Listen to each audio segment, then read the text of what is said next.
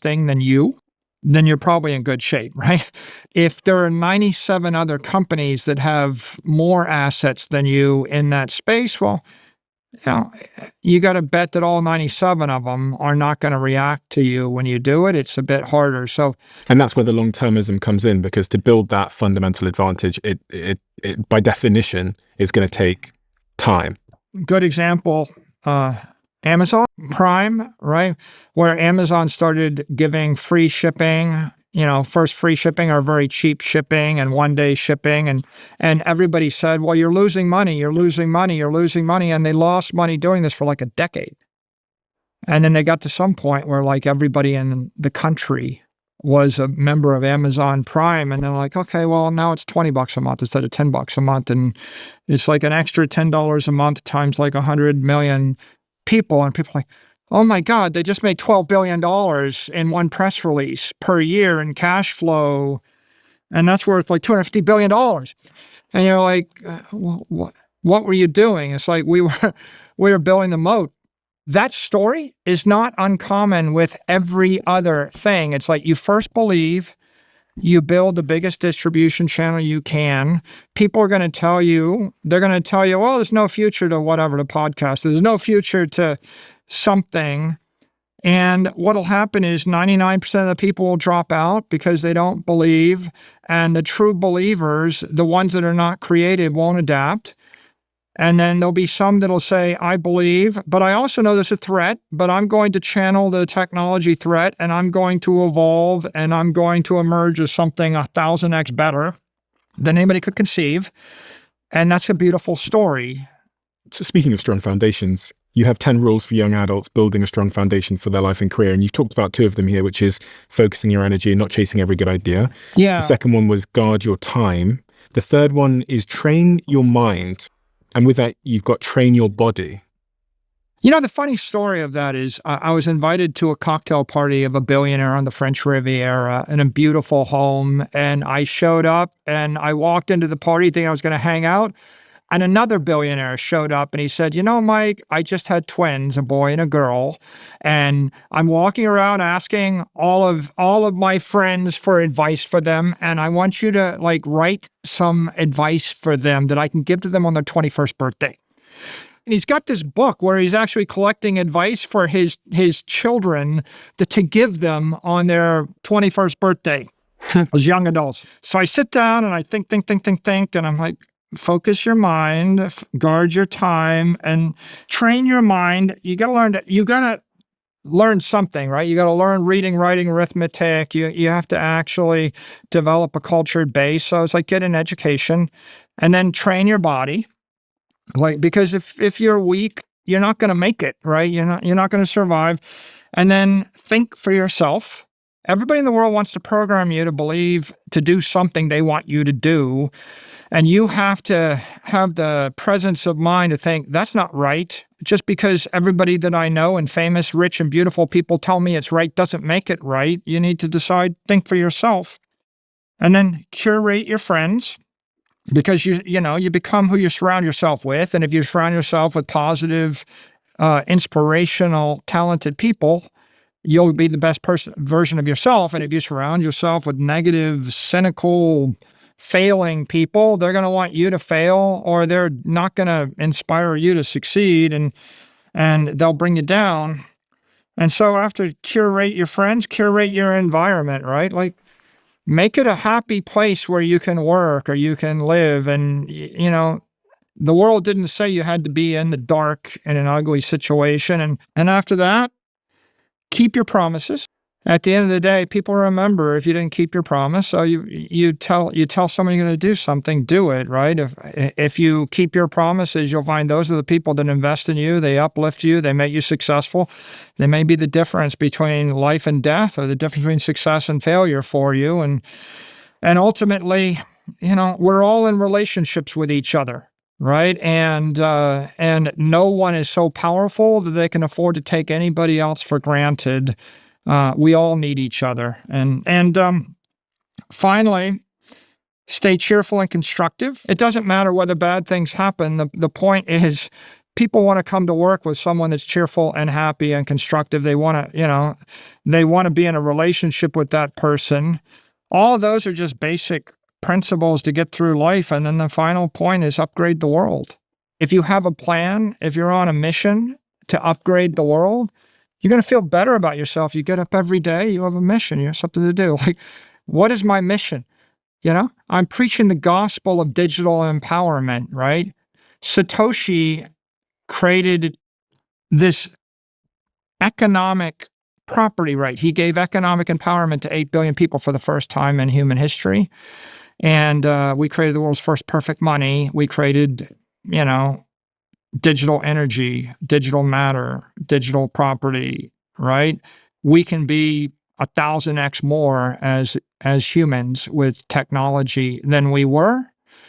I look through all human history and I see it's a story of misery. Why do people die? Lack of clean water, lack of clean air, lack of clean food, lack of clean money. What do we want? We want to live forever. We want to live happily forever. Do you want to live forever? I want to live as long as I can live, constructively and make a contribution. If I can be engaged and vital, then yeah, at the point that I can no longer make a contribution, then I will move on gracefully. But if there was a button in front of you now and the button pressing it guaranteed you immortality, would you press it? I think so. I suppose so. Why aren't you then committing more of your efforts to longevity? People ask Elon the same question. There's 8 billion people on the planet, and there are many people that I respect that are much more qualified to pursue that mission than me. And the thing that you've chosen to focus your efforts on and become the leading voice on, and I've watched you for many, many, many, many years, as when Bitcoin comes down in price, sometimes I need a bit of a therapist to remind me of why I've invested in Bitcoin, and that person has been you over the years. And then when it's up, you're to your credit, you're consistent about it. And that is, I have watched you and thought, I think this guy he's either like batshit crazy or a genius. And it's sometimes hard to tell. And it goes back to what you were saying earlier when people will say you're crazy at first and then you'll be proven right. Now, historically, you've been proven right. If you zoom out from when you started advocating for Bitcoin, Bitcoin is down right now. So again, we're back into fear. People are scared again. And it's funny what happens, because when it was going up a couple of months ago, everyone thought, oh my God, this is going to be the future of money. And now it's down. Everyone is convinced that it was always a Ponzi scheme and it's done. I guess trying to simplify this for average people, you've taken a lot of debt out to buy more and more and more and more and more Bitcoin. Is that accurate? I guess we've got about $6.5 billion of convertible debt and $15 billion of preferred stocks outstanding, and we're sitting on top of about $58 billion of assets right now. So we have raised about $65 billion in capital to buy Bitcoin, but most of it wasn't debt. Oh, okay. Of the $65 billion, for the most part, we've raised capital with equity and some debt in order to buy Bitcoin. And we've been doing that because we wanted to pump $65 billion of capital, of money, of energy into the ecosystem. So we're powering the ecosystem with capital. Everyone theorizes, I've seen a few people on my timeline that I follow theorizes how bad it would have to get for Bitcoin in terms of price for you to be in trouble. Because Bitcoin could fall to $5,000 a coin. We would still be over collateralized against the debt. You'd still be fine. Yeah. And the other thing people theorize a lot, and again, I did a comment analysis to figure out what people wanted to hear from you, is you sold a bit of Bitcoin. You've been asked this a few times, I know. Yeah. You sold a bit of Bitcoin recently after telling a lot of people maybe to hold on to their Bitcoin. People want to know why you sold the Bitcoin. Okay. Well, so let's make the first point. The only person that's never sold more Bitcoin than me Satoshi? Is Satoshi.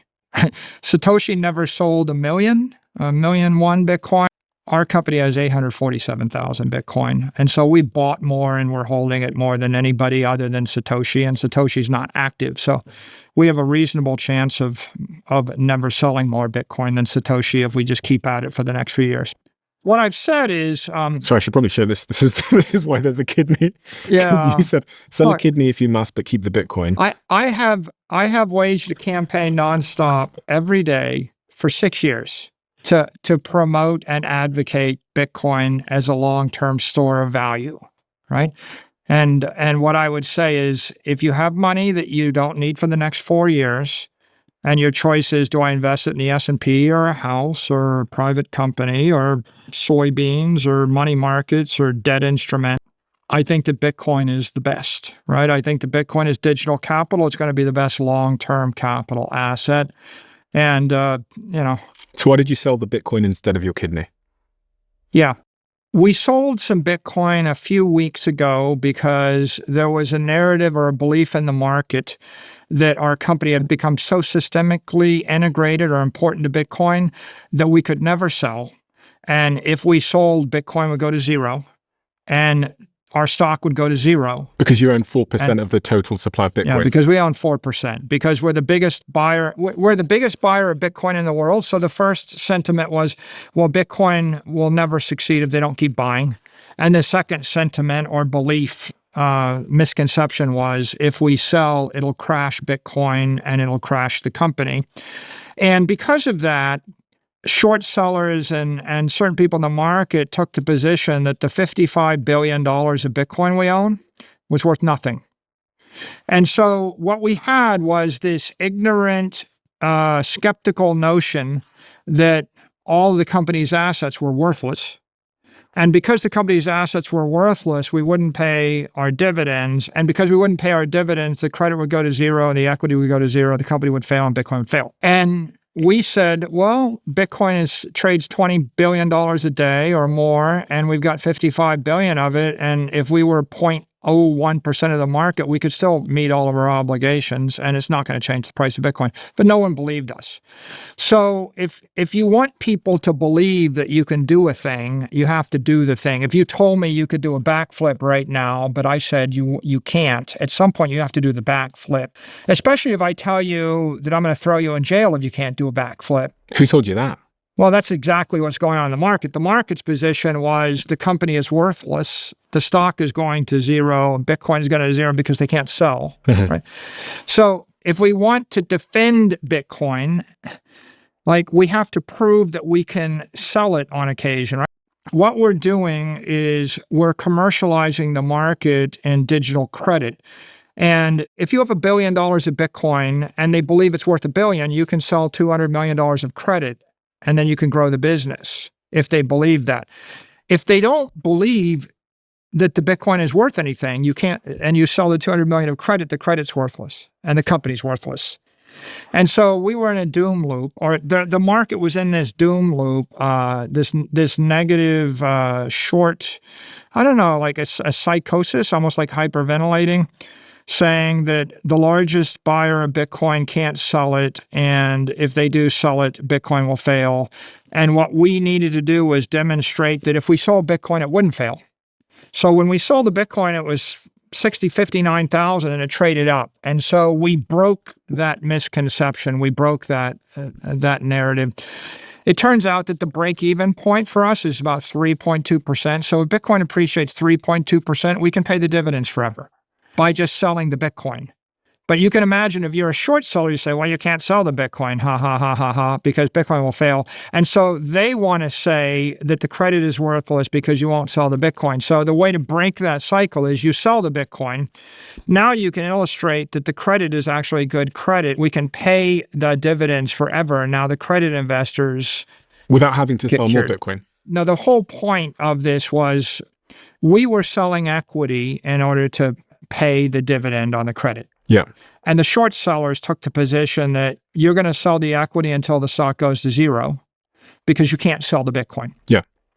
So how do you break that? Well, you have to say, well, we can sell the Bitcoin. And you sold enough Bitcoin to pay the dividend. So we sold enough Bitcoin to pay the dividends to prove that we could fund the dividends with Bitcoin, which means we don't have to sell the equity. And if we don't have to sell the equity, then the equity trades at a premium to Bitcoin, trades rationally. And then the credit trades rationally. So it was a benefit to the equity investors and the credit investors to show that you can power the company with Bitcoin. Do you intend to sell more? It's not our primary strategy. So if the common stock trades at a premium to the underlying assets, then probably we fund with the common stock. But if the common stock ever sells at a discount or trades at a discount to the Bitcoin assets, then you sell Bitcoin in order to protect the common stock. And where do you think Bitcoin's going in terms of monetary value in terms of one Bitcoin? Currently, what you said it's 68,000 or something? I think it appreciates about 30% a year for the next 20 years, right? And then it'll slow down to being appreciated about 20% a year.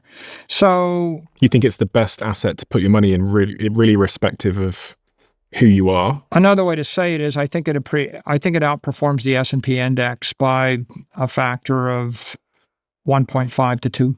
Who shouldn't invest in Bitcoin? The right people to invest in Bitcoin are long-term capital investors. So if you have a certain amount of money and you don't need it for the next 4 years, and ideally 10 years, then you would take a portion of your capital investment portfolio and buy Bitcoin. And if you believe in it, if you're a Bitcoin maxi, if you spend 100 hours studying it, you'd buy a lot. And if you're not sure, you'd probably diversify that portfolio across, some real estate, some equity, some other long-term assets, and some Bitcoin. The people that shouldn't buy it are people that need the money back in 12 weeks. What about like a regular 25-year-old? One of the questions that I saw emerging from some of the interviews you've done is if a normal young person has a few $100s to invest today, why should they bother with Wall Street products like stocks or corporate stocks instead of just buying a real Bitcoin and holding it themselves? Yeah, I think if you have money to invest for the long term, you're going to get double the performance from BTC that you would get from like the S&P index. But for that 25-year-old, would it not be smarter for them to spend it on something that's going to help them train their mind, like you said?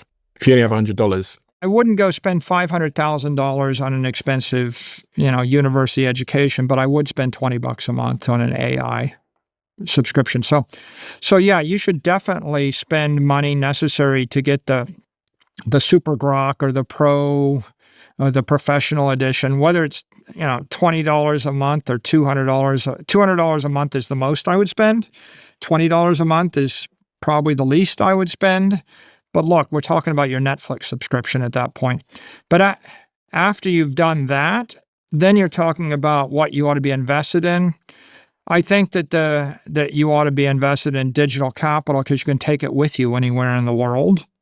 If you invest in an Airbnb or real estate, you're locked into a certain city. You can't travel with it. It's high maintenance. There's a lot of risk. If you invest in an individual stock, you have a lot of anxiety because they come and they go, and you got to pick the right stock. And most stocks will fail, but some will succeed. But it really is much more challenging. I think really it comes down to if you have a liquid portfolio, are you going to invest in like the S&P index if you're a conventional capital investor, or are you going to invest in Bitcoin if you're a digital or, a technology capital investor? Michael, we have a closing tradition where the last guest leaves a question for the next guest, not knowing who they're leaving it for. And the question left for you is, what is one thing you believe that maybe you haven't talked about enough that you think likely 99% of the world don't yet believe? If I look at my life and I think about something that's had a real impact on me, it's after I got a full education, from college. I eventually went back and I studied 2 topics on my own. One, like practical applied statistics, all the stuff that Nicholas Taleb wrote, like Fooled by Randomness and Skin in the Game and the Black Swan. And, how do you know the difference between something that's meaningful and something that's just misleading random data? That was profoundly valuable to me. And I would say, anybody that hasn't read all of those books probably ought to go read those books and obsess over applied statistics. That's the one thing the AI will not be able to do for you when you have to decide whether to cross the street while you're typing on your phone. The AI will not give you a never-ending real-time stream of common sense to tell you should or should not do that thing. And so I think that that's really important. And the second thing that I did after I left school and after a lifetime of experience is, like, I went back and I just read The Story of Civilization by Durant, every page. 11 volumes, 14,000 pages. Most of the history that you read in school, it's the Cliff Notes. But if you go through the entire thing, and I recommend that one just because I think it was a pretty well-balanced history that covered art and culture and politics and technology, and it's not just military history, not just political history, but it was, all a very synthetic history. When you go back and you read it all as an adult, then it gives you such a profound appreciation for humanity, and it gives you so much wisdom. And what you'll find is all these things you think you're discovering, they got discovered in like 15th century Russia. And then they got rediscovered, like most of these things that people tell you, or this is new and profound. Oh, it was new and profound 100 times in a row or 1,000 times in a row. It's just the story was told a different way each time. Give me an example of a thing that we think is new, but history tells you. Maybe the fact that currency started getting debased when Nixon went off the gold standard, and what happened in 1971 or whatever. And the truth of the matter is that was the point at which the US dollar started weakening at a much more rapid rate. But it turns out that every currency everywhere in history has been debased.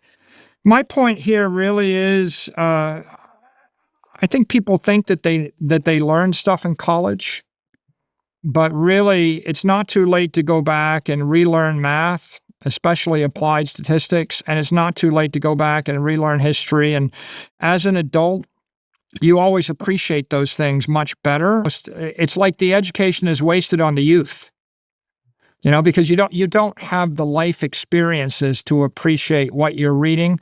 But also, they're summarizing, editing, and censoring a lot of the stuff you read.